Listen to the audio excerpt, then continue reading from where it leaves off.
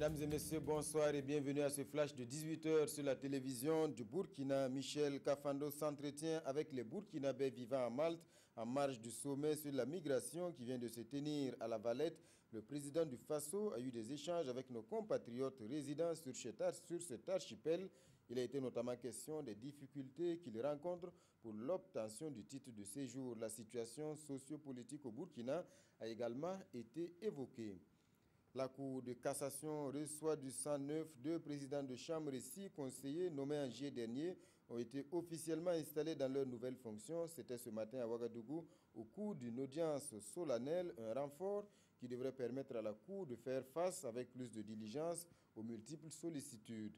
Journée internationale de la paix et de la tolérance, la commémoration a débuté hier à Léo. La cérémonie de lancement s'est déroulée en présence du Premier ministre Yacouba Isaac Zida, l'occasion de rappeler une fois de plus le lien étroit entre tolérance et paix. C'est un message lancé à tous les citoyens. Après la crise, la mine d'or de Namisigma a repris ses activités depuis 6 mois. Sur le site, les travaux de construction avancent bien et sont achevés à 73%. Un apaisement à mettre à l'actif du comité de suivi et de liaison. C'est un groupe de contact initié par le gouvernement pour un dialogue permanent entre la société True Gold et les populations riveraines de la mine. Le comité a permis d'apaiser les esprits. Il vient de tenir sa première session à Wayouguia.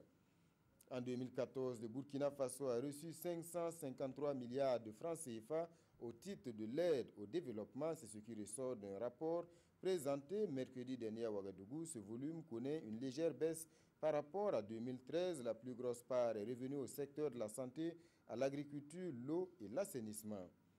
Les étalons, eux, continuent d'enchaîner les contre-performances. Hier à Cotonou, le 11 national a manqué une fois de plus de réalisme, cette fois face aux écureuils du Bénin. Défaite 2-1, c'est un match qui compte pour le deuxième tour des éliminatoires de la Coupe du Monde Russie 2018.